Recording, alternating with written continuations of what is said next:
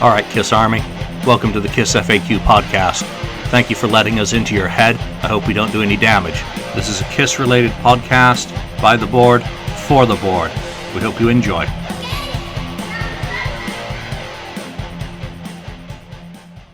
Welcome to episode 51 of the KissFAQ podcast. I am running point this week. Lonnie, stlkiss on the board. And today on the show is Julian, the admin. Hey guys, thanks for hosting, Lonnie. Appreciate it. Thank you. Ken, 69th Blizzard. How you doing? And Marcus Almighty. Hello. Right.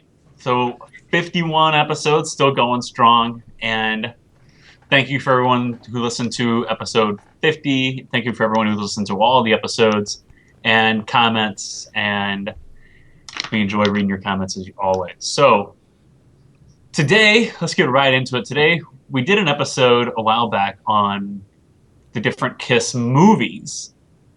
So today we're going to talk about the different Kiss TV appearances. And there's quite a few of them out there. I think we can probably end up doing a couple shows on different Kiss TV appearances and just Kiss-related instances they've been on television over the last 40 years, because there are quite a few of them. So, what are some of your guys' favorites? What are some of the more cringe-worthy, maybe embarrassing, because there's plenty of those too, embarrassing TV moments that Kiss has been on? You're kind of like, your friend sees you at school the next day. Hey, aren't you a Kiss fan? Yeah. Well, there's two that come to mind for me, if you don't mind. Oh, go ahead. Well, the one that I find that I really enjoyed actually was the whole Sorry, Mad my fault. TV thing they did there. That was one of the ones I really enjoyed when they were on Mad TV there, when they did that Halloween. Yeah.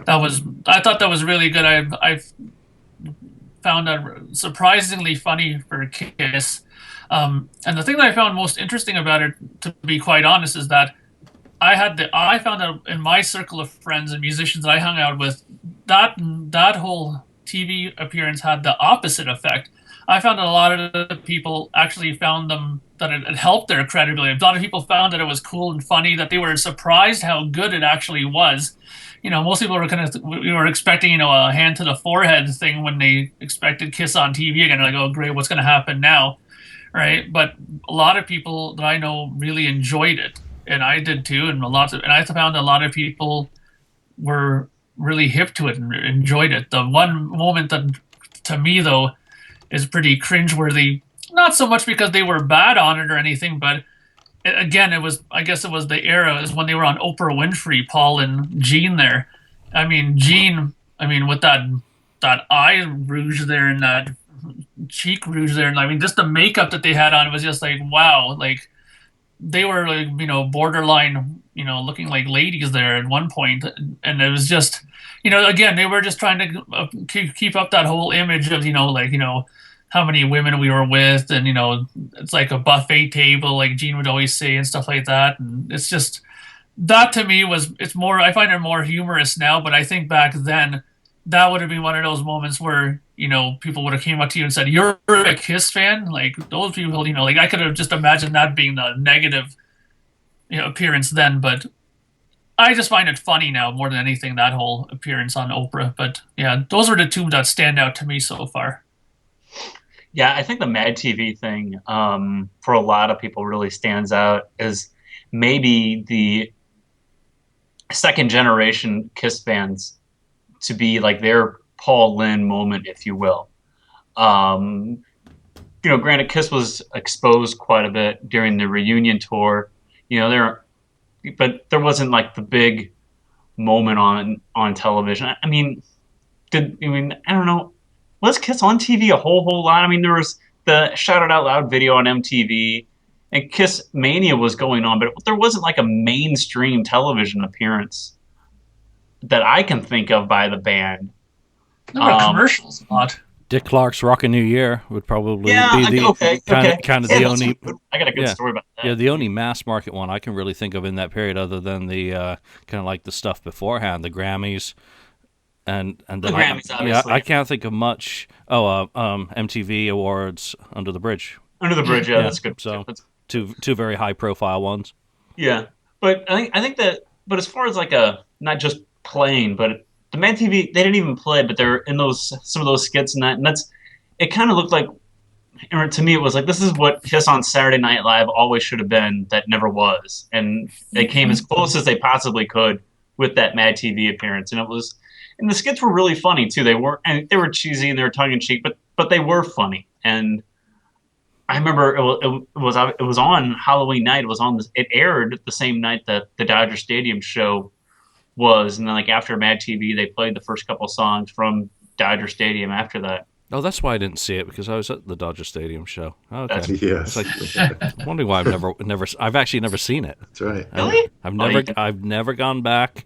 On YouTube. Mad TV, it's just one of those things that I had absolutely zero interest in viewing. So, keep talking about it and persuading me why I've missed something. It's pretty funny. Like they had the skit where, the daughter was going to go to homecoming or something, wasn't Yeah. it?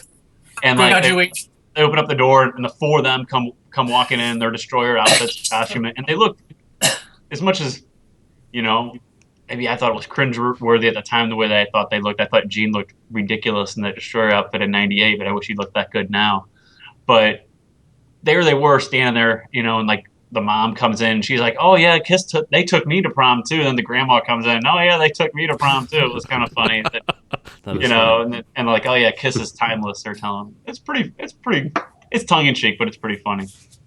Um, what was it? There was a skit about an action figure doll too, or something with the Yeah. jeans. Oh yeah. Yeah. And the mother ends up asking the daughter to borrow it for the night, the Paul doll. Ah, yes. It's life-size Paul doll. The life-size doll. Right. There. Yep. Yeah, That's good. good. And then after that, you see Kiss on stage opening up the Psycho Circus store. That was one of the best TV appearances. I think for a lot of the second generation of Kiss fans to see their favorite band on Halloween, really featured on Fox, and there they are in all their glory, then playing in front at a stadium in America after that aired on TV. That's a great TV appearance as far as I'm concerned, and I don't think anybody's gonna contradict that at all. That whole Halloween night, though, was a pretty damn good promotional effort, though, wasn't it? If you think about the coverage they got, the live part, Mad TV, obviously, and then the radio show at the same it was on the radio too. broadcast. For the first night of a tour, Kiss hadn't had that sort of clout in America. Obviously, there were some broadcasts during the reunion tour that, like I'm not going to be able to. Atlanta was broadcast to Japan, I believe, one of those two nights. So for the American audience to be given that sort of thing was really cool. And I've still got the radio show from that on CD. It was, really kind of cool getting to hear the show after the fact. Yeah, and at Atlanta's one of the better pro shot bootlegs out there too of a reunion show. So I don't know. I liked like the second, this is kind of off topic, but it's Kiss. And, I always liked the Second Coming video that came out around the time Psycho Circus came out, but I always thought that they should have cashed in more. I mean, we always talk about what Kiss should have done on the show, but I think, they should have or could have cashed in more with a official concert DVD, or I guess it would have been VHS release at the time of a reunion show. And that never was. And it was kind of shocking, especially with how much the band was well received on that tour, that they didn't do more to cash in on that. So, but that's another show, another topic. What about you, Ken? What's a great TV appearance in your opinion? Well, I'm not gonna go to the obvious, because to me there's one obvious one that's my favorite. But so I'm not gonna go there unless someone else goes there later on. So one of them is, when you mentioned Saturday Night Live. There was the alternate back in the late 70s, early 80s, Fridays show. And did you watch that on Friday that's night? not, It was on? and you know what? I remember watching. I was watching that when it came on. I used to check. We used to have a subscription to TV Guide back What's that? then. What's TV Guide? Yeah, TV Guide. For you people who don't know, young folks, it's like a Reader's Digest. And they'll say, "What's Reader's Digest?" But it's a It's a What's a book magazine? it's a small magazine book kind of format, and it lists all the what was on TV, and it wasn't cable really. Well, there was cable back then, but not quite as what it is now. But it had the channels, and it said what was on at certain times and certain days, and so on. And Fridays I enjoyed because I enjoyed Saturday Night Live too. So it's kind of a no brainer for me to watch Fridays. If I was around to watch it. So I remember it being, I think, in the guide, and I knew that it was coming up, so I watched it. And see them play live the Elder material, The Oath, and World Without Heroes, right? They And did what did two you or think three, of Paul's or performance? They did I know they did. Yeah, so I thought it was great, the sound of it all, and even though the look was kind of different, I mean, seeing them in high heels instead of platforms, but I just thought I thought it was a great performance. And then they had some other little minor skits on there, something like a Hollywood Squares thing or something like that, spoof. And I don't remember much else about it, but it was cool seeing that, and that was a cool thing. I guess. Sorry, I'm sorry. Go ahead. Now, was that the first time that you saw Kiss play with Eric Carr? Like, Yes. you know what I mean? That was the first time I saw them with Eric Carr. That's true. At least playing. Right, So right. now we go into the You see cringeworthy kind of thing. The cringeworthy, which is the Kids Are People Too, which I saw on a Sunday morning when it was on, and when they introduced Eric Carr, since Peter was no longer there, and just the thing with the kids and stuff. It was cool, and being cool with kids and stuff. But I think that kind of throws out your credibility as an older fan when there's these kids that are 10 years old all in the audience, and they have goofy questions. Why is Peter Criss no longer in the band, and so on. So that was kind of cringeworthy. It's like, what happened? What happened to Kiss here? It was just kind of strange. But I mean, I'll watch it. I mean, I have these things like these videos that are like media collections of certain years that I picked up, and I can go back and watch some of this stuff. So that's kind of the cringeworthy. That's your cringeworthy. That's your cringeworthy moment. I don't know if it's the worst one of mine. I'll have to think hard. There is maybe another one. And you stole mine. That is my all-time favorite Kiss TV appearance. Is it really? More so than any of the 70s stuff, which maybe, has become somewhat like common, shall we say. Yeah. The Elder era obviously is overlooked, maligned, underappreciated in my opinion. And when you actually get to see the band playing that stuff live from the Elder and Ace, and I said it last week, Ace absolutely kills. And the mystery keyboardist is really cool on that, the flourishes adding to the material. So them performing that stuff from the album, I find absolutely stunning every time I see it.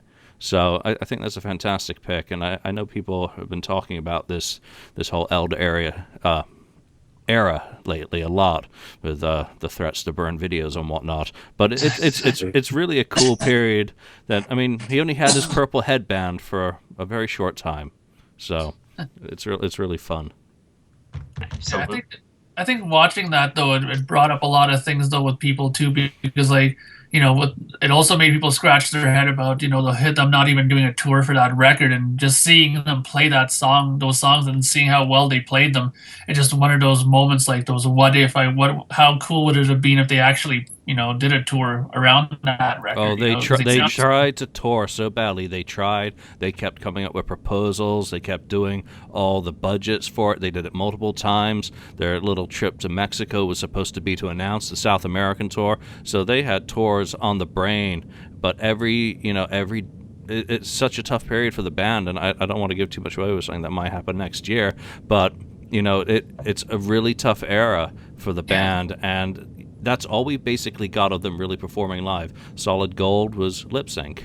And off the top of my head, I can't think of anything else because they did not do any major national credible that three-piece appearance there without Ace there. That was another one, right? Yeah, the San Remo broadcast to, that's another one that's really cool. But again, that's lip sync. And, that's very, that was beamed to 20 to 30 million Europeans.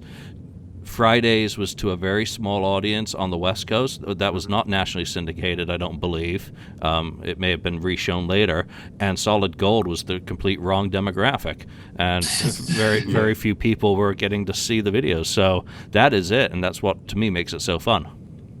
Yeah, they were on Flo and Eddie also. I don't know if New York, right? I guess that's almost part of that was cringeworthy. Part of it's kind of funny, and other part's cringeworthy. It's like, what's going on here? We're playing with a stuffed animal, throwing it through a ring, And that was just Gene and Paul on Flo and Eddie, and they showed the World Without Heroes video. So that was one of the few places that I actually got to see the video other than Solid Gold. So, not much for the Elder era. Well, it was real sad because thinking about it, I was hoping for another tour. I mean, I was hoping for a tour when Unmasked came out. We didn't get it here in the United States. It was just Australia, right? And then I was like, okay, now they're going to tour for the Elder, and it didn't happen again. So I was like, we have to wait so long. That had to be a really interesting time to be a fan, like in your position, Ken, where your favorite band releases an album and you don't get a tour, and then you don't get a tour in America, and then they release another album and you still don't get a tour in America, and that was the reason why you toured. It was to promote the album and album sales. And like, why are you guys not promoting these albums that you're releasing? It had to have been a really confusing time to be a fan. Yeah, it's kind of tough waiting. So, yeah. So can I give one of my favorite ones now before someone else poaches it? And I'm going to jump in there right away with Arsenio Hall, 1993. Oh yeah. Yeah. Sorry, Lonnie. Bastard, you knew I was going to say it. Yeah, and you were taking a sip at the same time, so you couldn't say anything. No, Arsenio Hall. I find that I like Arsenio. Always did back then. Thought it was hilarious. But having them on that show, and I never saw it at the time because I was out of the bloody country. So we did not get Arsenio Hall in Scotland. So, but I just think it's one of the best performances they've done live on TV. It's freaking powerful. It's them full-blown revenge era. Lonnie, jump in because you just look like you're itching to say something. Great. They sound the band is so freaking tight on that episode. Yeah. And it goes back to what I've said on this show before.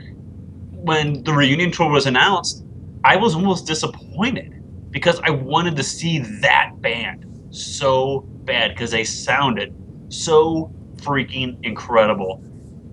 Every bootleg that I had scratched up from the club tour, from the Revenge tour, and from, I guess I had some of those South American stuff by then even too, but just anything that I had scratched up, I was like, this band is so incredible. And I knew that it just, it was going to be great that they're going to play with Ace and they're going to play with Peter and they're going to put on the makeup. But I knew it wasn't going to sound the same. Yeah, it's funny because you mentioned that, because you and my friend Jerry, who was the drummer in my band before, you and him would get along great, because when he saw that Arsenio Hall performance too, he was like, you know what? He loved it. He loves Eric Singer. He thinks that he just totally improved that band 100-fold. Right. And he had the same reaction when he heard the reunion. He was disappointed. He goes, man, he didn't think Peter Criss was going to hold a candle to Eric Singer drumming wise.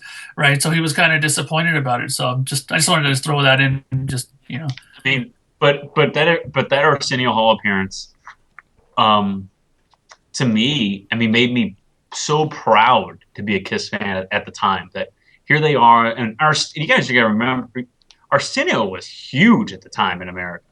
I mean, absolutely huge. It was as big as the Tonight Show or the Late Show was. I mean, it was a battle of three different late night television programs. So Arsenio was huge, especially with a younger audience.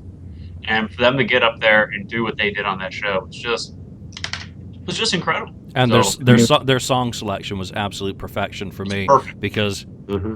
my all-time favorite, Deuce, and Detroit Rock City, I believe. Mm-hmm. You know, just incredible. You know, I think it's the beginning of a really cool era for the band because '92. I don't find the Revenge tour particularly appealing. I like the club gigs when you get the close, the power. You really get the vibe coming through the tape without being there. I think the club, you really had to have been in one of those to have experienced that close, that bombastic kind of overload. But 93, 94, when they're doing the few appearances they did in 93 and then the South American stuff in 94, they were just bang on point in terms of their performances. Bruce was something else on guitar. He was a different creature completely. I mean, he was injecting his kind of Revenge phrasing and guitar attack into the original stuff, but yet keeping it very, they'd taken the tempo back to its original kind of structure for the songs. So he was just infusing it with it was like an angry, you know, attitude filled band again, which was just wonderful. It was reinvigorated. It was Kiss on Viagra. You know, and they really could play anything. You didn't Yeah. At that point in the band, you didn't know what 50% of the songs were going to be every night because they literally could pick up and play anything in the catalog. They weren't scared to play anything from a certain era. Maybe they didn't touch the Elder or anything like that, but they weren't scared to play something off the '70s. They weren't scared to play something in the '80s or something off of Revenge. You know, they weren't limiting themselves and thinking, well, we have to play these 10 songs every night no matter what. Maybe we'll sprinkle in one or two songs that we don't play as a standard every freaking tour. So, but again, we're going off on a tangent. We're supposed to be talking about TV appearances, and we're not that I'm complaining. We're talking about the Revenge era, but That just proves you don't have a script. We don't. that's all right. You didn't get the facts? I like shows that The are memo. So one of my favorite TV appearances is actually to stick with what we were just talking about. Was them opening up, and it wasn't a whole lot, but it was kind of like Ken's deal that I found out that they were gonna do the kickoff of Monday Night Football one Monday night, and they played I Love It Loud. And there's not a whole. You can find it on YouTube. I was actually watching it a little while ago when I was getting ready for the show, and there's not a whole lot of Kiss because they mix in, you know, NFL images and pictures of players and things like that. But it was just cool because Monday Night Football in the early '90s was what Sunday Night Football is now, where it was on network television. There wasn't Sunday Night Football back in the early '90s, and it really was. Monday Night Football now is kind of like almost like a throwaway game almost every week. And Monday Night Football used to be two major teams going at it. It was a head-to-head like Sunday Night Football is now on a network television. The fact that they were kicking it off on Monday night was a big deal to me as a kid, and to see my favorite band kick off Monday night. And that year, they used to always do, like, remember they used to always do the Hank Williams song before Monday Night Football started back in the day. And then I think like in '93, for some reason, they had a different band each week do that.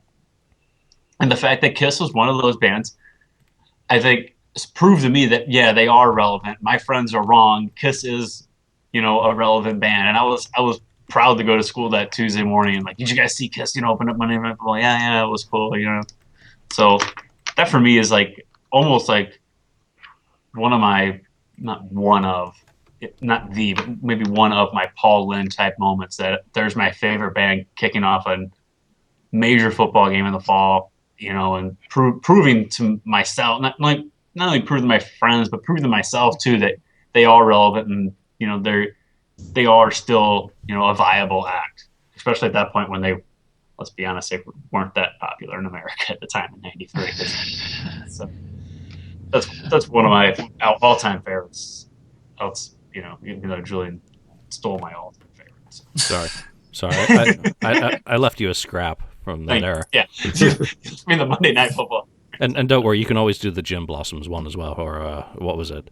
The Garth Brooks. Yeah, whatever that was. Actually, no, the funny thing is, I don't know if I can throw in one more. Actually, that was kind of important for me. I guess this might be interesting to bring up, but yeah, when I was back in the day, I guess this was Psycho Circus. I think it was August '98. I think it was.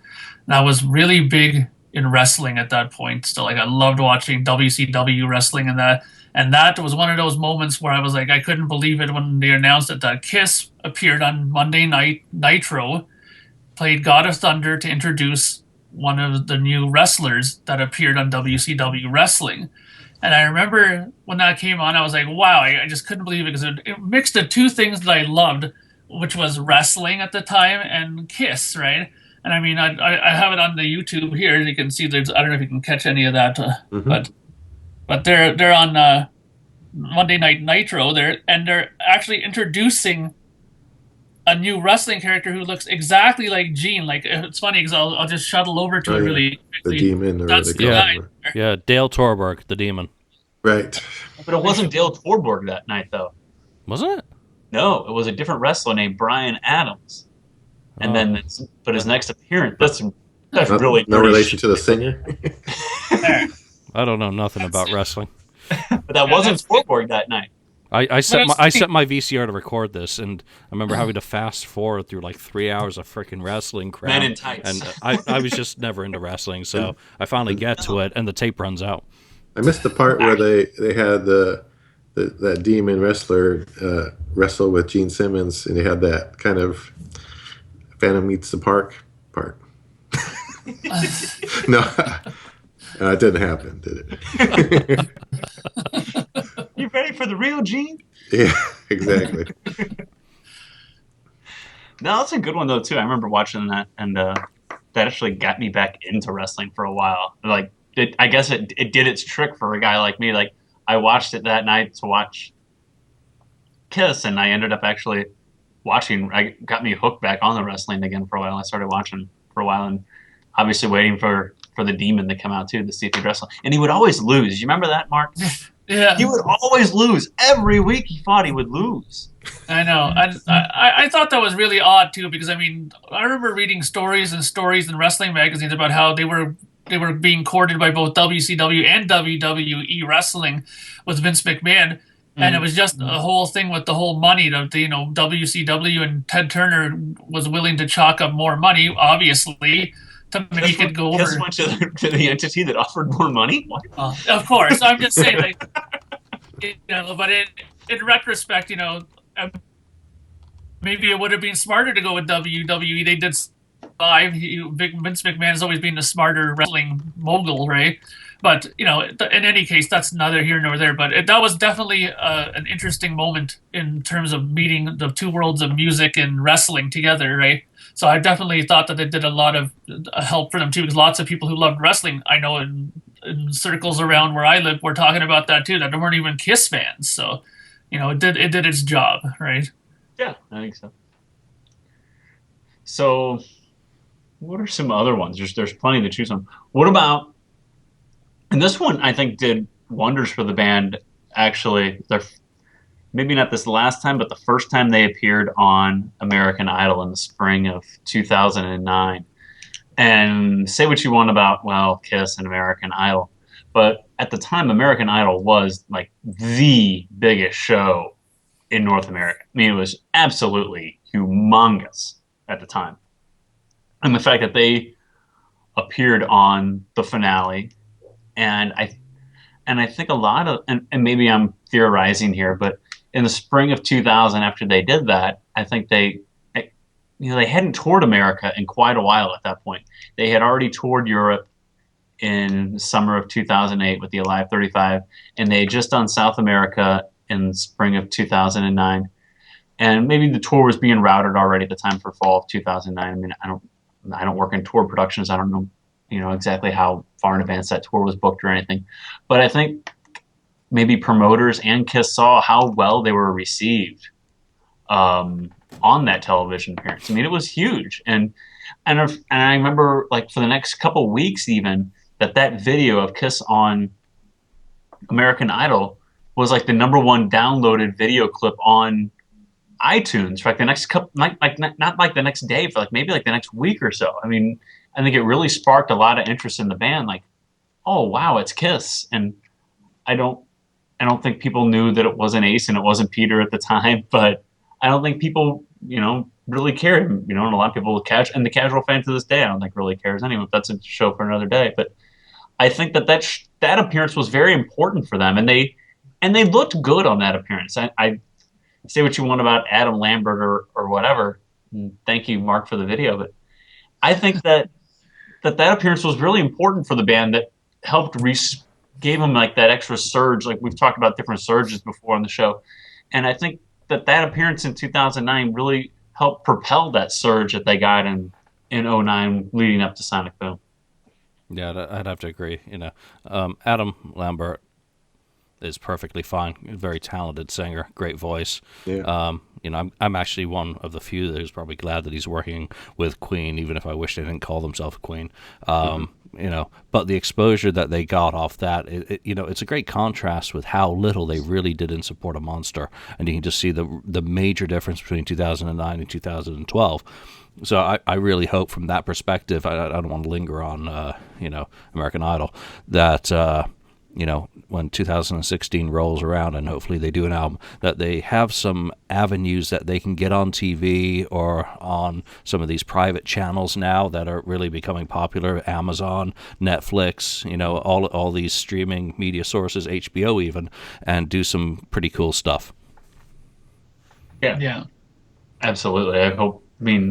Like I said, I think that appearance really propelled them back into the spotlight. And it's a good point, Julian. I think they tried in 2012, but it was like the timing was all off in 2012, where Monster came out in the fall, but like in the spring they were everywhere after the tour was announced with Motley Crue. Like they were on, I think, Dancing with the Stars after that, and they were on a few other things around in the spring promoting that tour.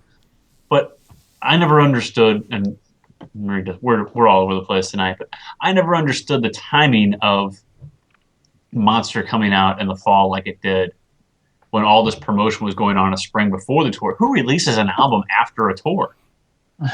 Yeah, Strangest thing I've ever seen. It was a big mistake. It seemed like they were just hopping on the summer bandwagon. Motley Crue had Sex out, so they threw out Hell or Hallelujah. And it was just like one of those things. It made the album almost an afterthought for me.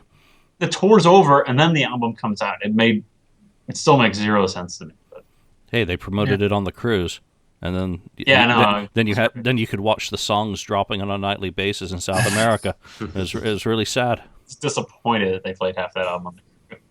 But, Well, I've got another one, and I might as well just do the one that's my favorite. Yeah, does it begin with Tom? Yes, and it ends with Snyder. So it's the Tomorrow Show with Tom Snyder on 1979, and I saw that again when it appeared.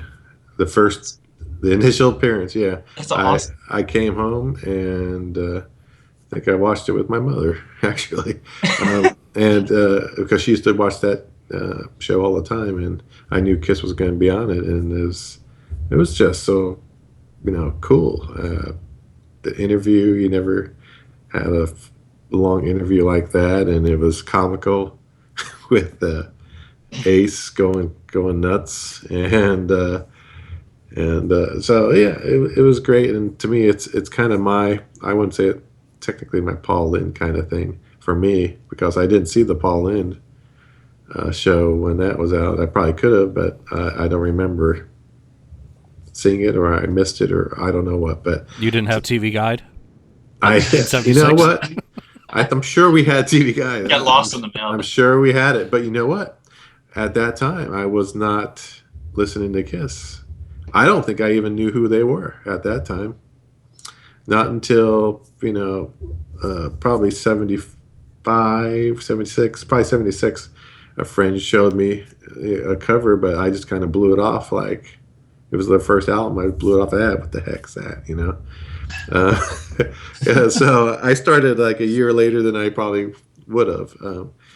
So anyway, yeah, that's for me. That's a big deal. That's one of the best ones. I can go back and watch that over and over and over again. Not the cut one. They cut it down on Kissology. I want the full one, and I do have the full show on one of my DVDs that I have. So that's a good one for me. I'm going to inject something into this because I interviewed someone this week who told me all about Paul Stanley and how very determined he was for Kiss to be presented absolutely perfectly when they were on national platforms, and it was very, very important for him for nothing to be wrong, everything to be perfect, and just to now have heard the how important all of that was from a third party. I feel so bad for Paul in particular on that. I mean, you see Gene reacting physically. Yeah. Oh yeah. And Paul's eyebrows are like doing a little.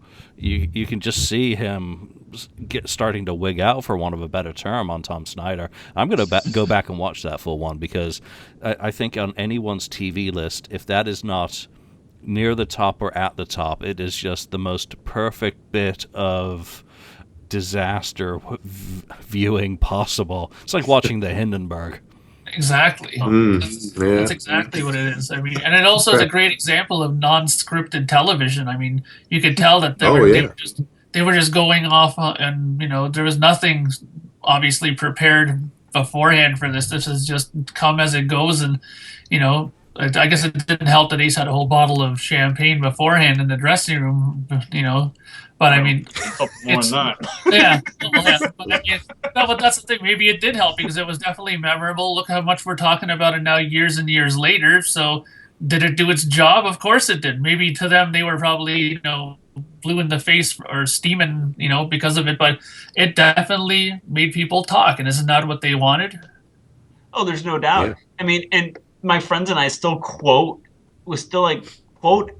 lines from that to each other all the time whenever we're like my Kiss friends and I, we like quote lines of that when we go out to a bar, and that we'll inevitably start quoting lines from Tom Snyder every time we go out because it's how many years later and we still talk about it. It's so freaking hilarious. Yeah, the trout player. Yeah, how many bands get a great TV moment like that? The Sex Pistols had their Bill Grundy moment, when they swore on TV, fucking rotter and all that stuff.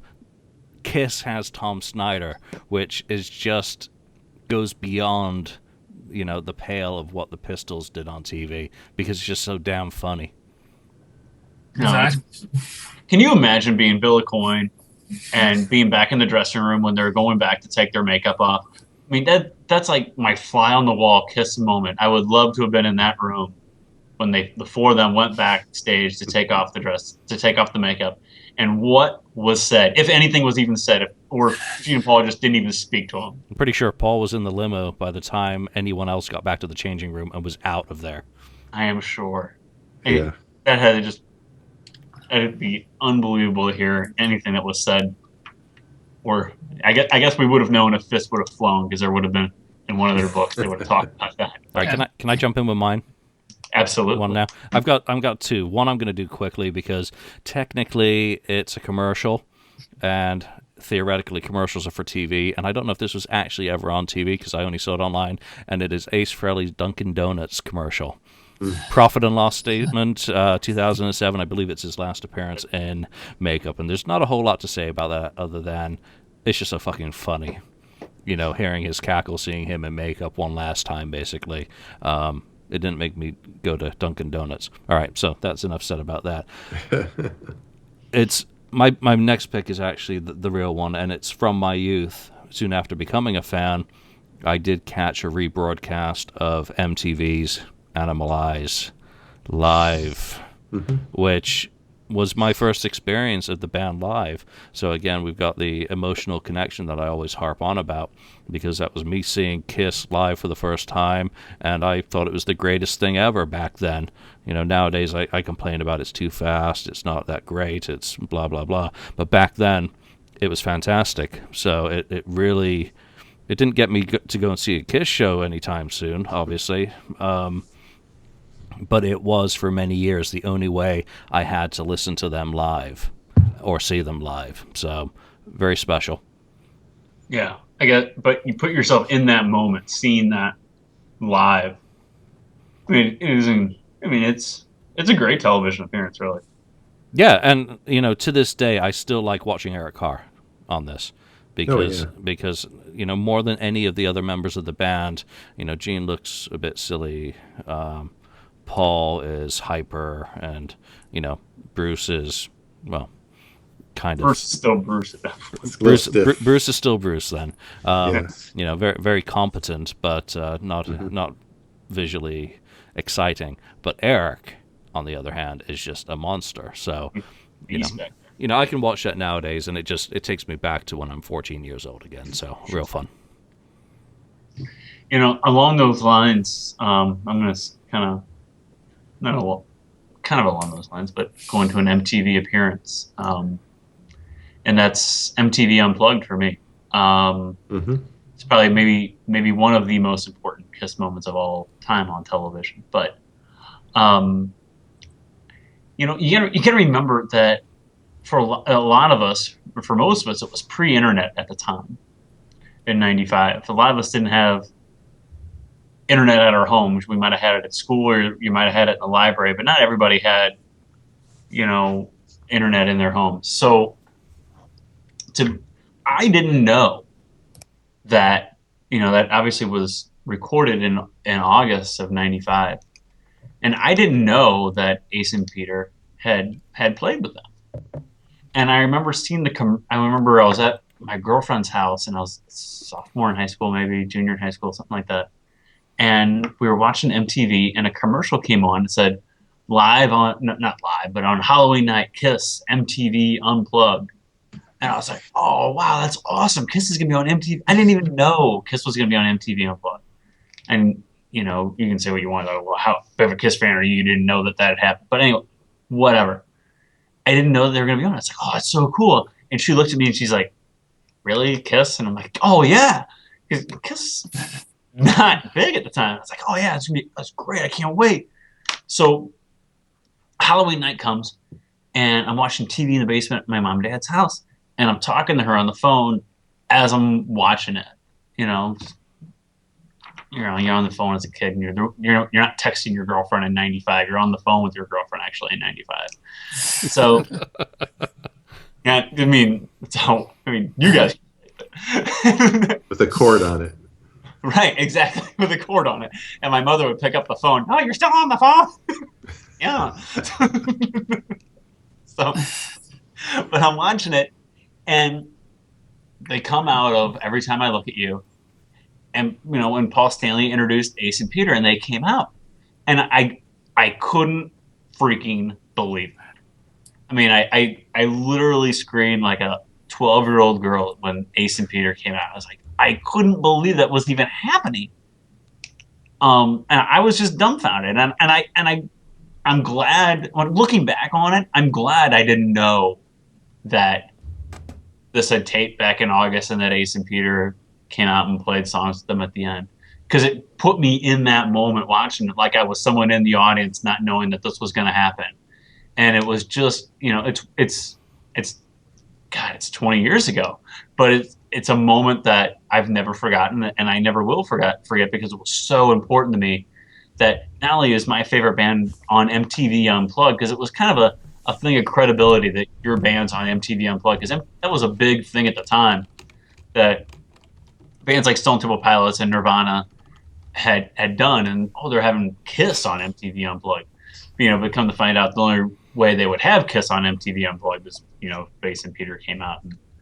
But that was such a huge and important moment to me as a Kiss fan, and really just affected my life, I guess you could say, because it just at that point propelled me from Kiss fan to Kiss fandom, and was just propelled my love of the band out of control. So, and besides the fact that MTV special was just incredible, and the performances, Oh yeah. one of the best of their career. So I That think was go that ahead. was another Halloween one. I mean, you It got was on Halloween Halloween there. night, yeah. You had the Halloween with the Mad TV. You had the Halloween with Tom Snyder. They've done a number of Halloween things. I mean, Paul in on the Halloween night? I don't know. Yep.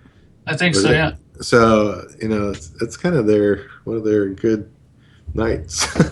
I mean, it works. It really works well for them. They've had some important moments on Halloween for their career. That's for sure. So, what about you guys? Talking about MTV Unplugged, did you guys know before Halloween '95 that had happened? Yeah, Mm-hmm. I knew ahead. I remember seeing the. I was at San Francisco convention. I went to the convention, one of the conventions they had. But I remember, again, it was probably, I don't know if it was a TV guide or something else, but What is it with you and the I MTV? don't know. I don't get that. That was just back then. We had just. You're like Frank You know how Costanza. kids would come to your door selling magazines, subscriptions, and that'd be one of the ones you check off and you get it in the mail. And. But anyway, yeah, that I knew that one ahead of time. I did watch it during Halloween, and I remember I put a recordable VHS tape. Oh yeah. That's another one. What's Those months. VHS? And you prayed that the timer worked. Yeah, and I recorded it because I knew I had to get off my butt and hand out candy, when the doorbell rang to kids. So it was so cool though, seeing them on there. It was just the whole thing was perfect, really was. Yeah. I didn't get to see it. I was in Scotland, but I was on AOL. So there was the Kiss Army Online back then. Yes. So I got to hear all about it from the bastards who got to watch it. And March rolls around, and I'm in touch with Polygram or Phonogram London by that time, and I'm trying to get copies, and they couldn't get me promos or anything for it because my website back then wasn't big enough to justify them sending me anything. So I had to go into, I think, Queen Street in Glasgow and get a copy of the tape, and it took forever. I didn't see the video until I moved back to the States in '98. So Really? Wow.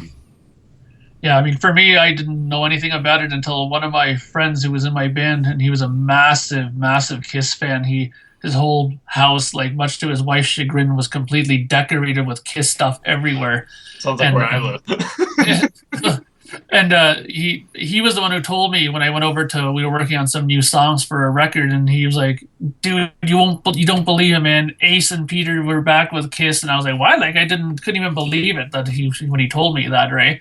And he mentioned that because he must have been getting this from some like deeper people within the circle because he was connected with other people too, right? So, but I only heard that through him, and believe me, I was like right in line when I heard they were releasing this, right? So that's when I actually saw it was when it first came out as a commercial release. I never saw it on television. Really?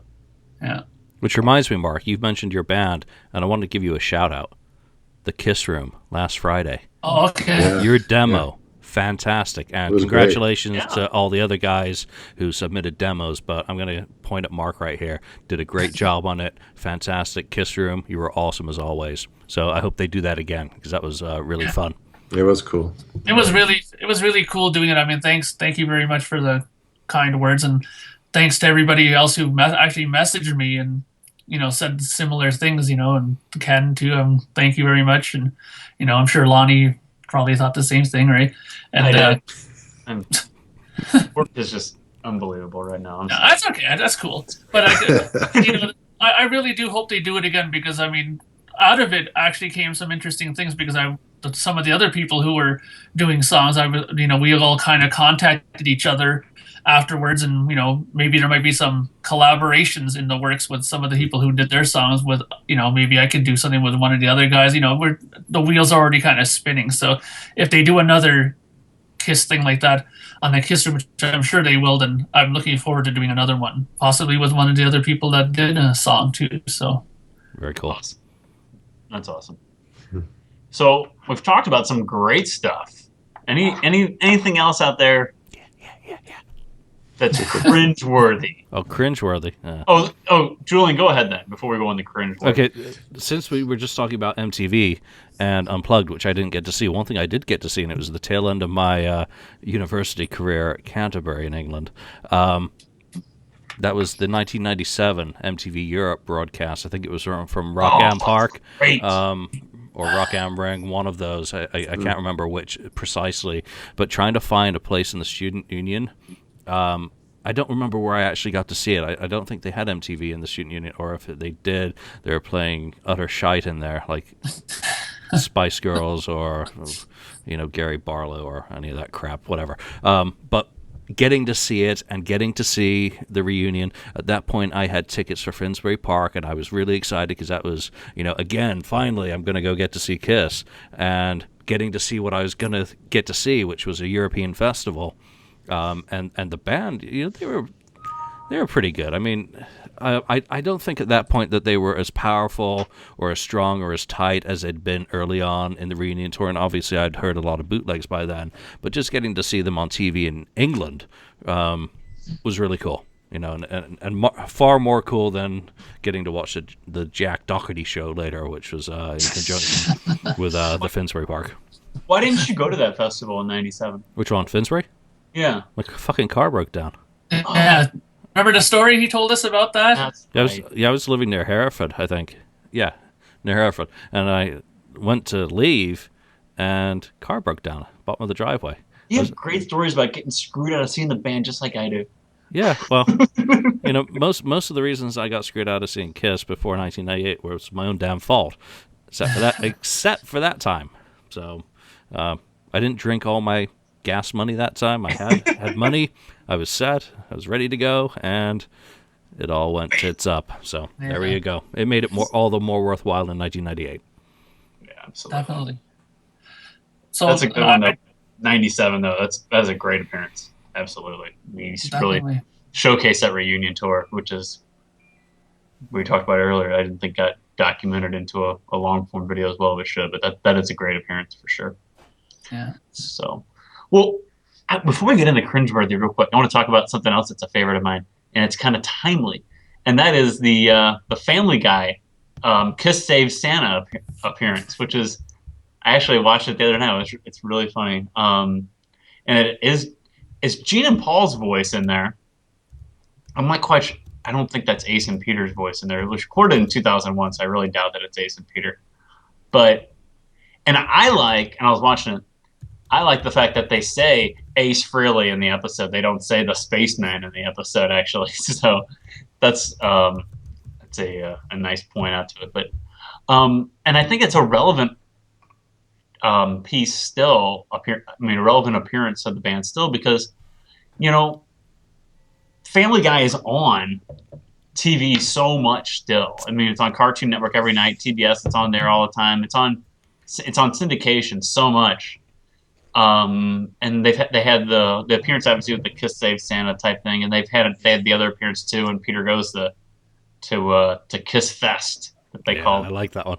And that's a great one too. And he calls out Lois. I knew you weren't a Kiss fan, Lois. You wanted to be Peter Criss. Not even Peter Criss wants to be Peter Criss anymore. Yeah, that's pretty funny. That's a good one. Yep. Or when he burns Dennis DeYoung in the Collins show there, that was hilarious. That might be one of the earliest Kiss podcasts. Is that Kiss show on the local show that he's watching? Well, what was that show called that he's watching? Kiss. And I just saw it on YouTube too. It was a Kiss call-in show. Kiss Room it wasn't Kiss Room. It was something like that though. Something Jeez, like that. I gotta look it up now.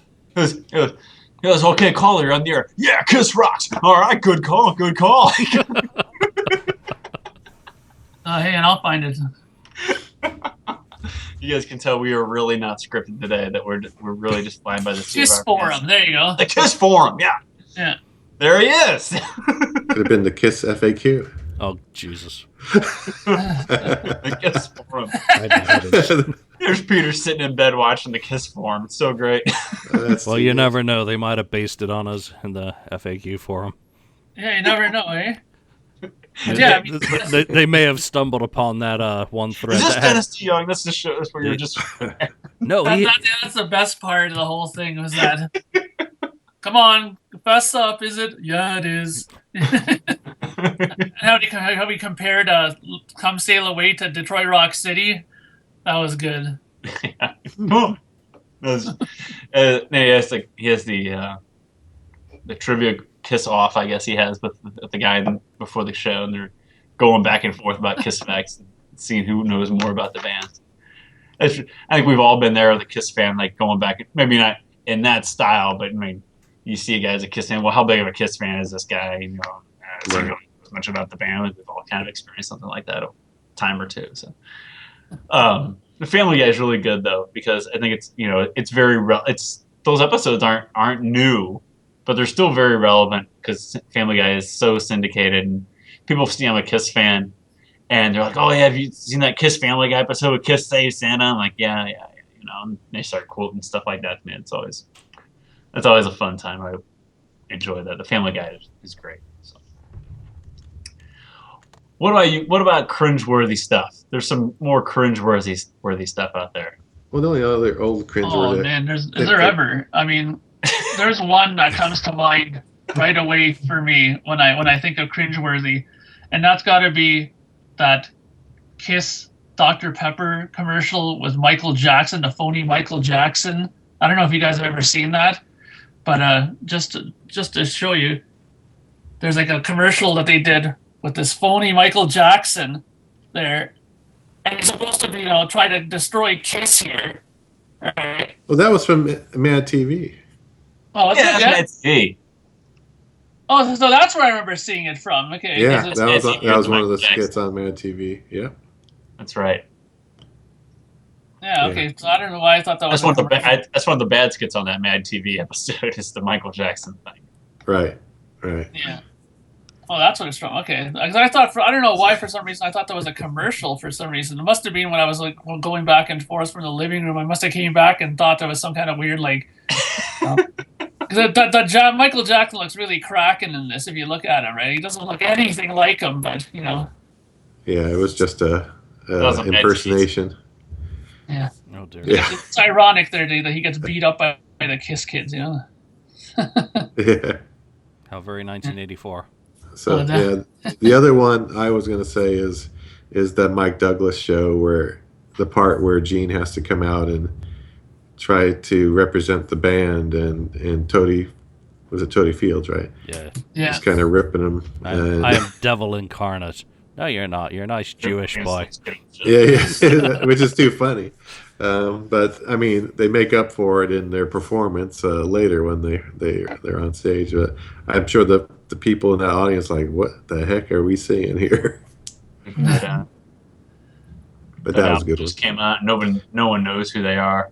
I mean, no one knows. No, they're brand new. Yeah. So the performance is a good appearance, but Gene coming out and talking is just so awkward. Well, you can definitely know tell what to do. Very cringeworthy. I've only got a couple minutes before I've got to go, so I'm gonna throw my biggest cringe-worthy moment out there, and David Letterman, 2012. That whole performance for me was just utter cringe. Paul was still struggling with his voice in particular. Yeah. They looked uncomfortable. They looked very self-conscious.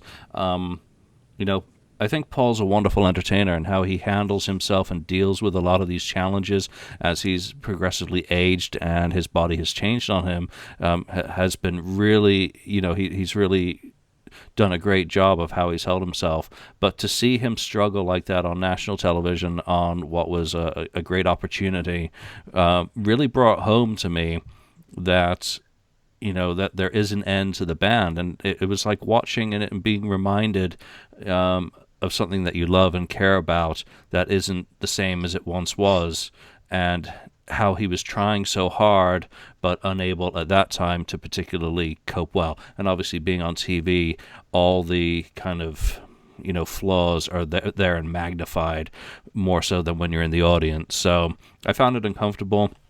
I found it painful. I found it just a reminder of how long into the story we are.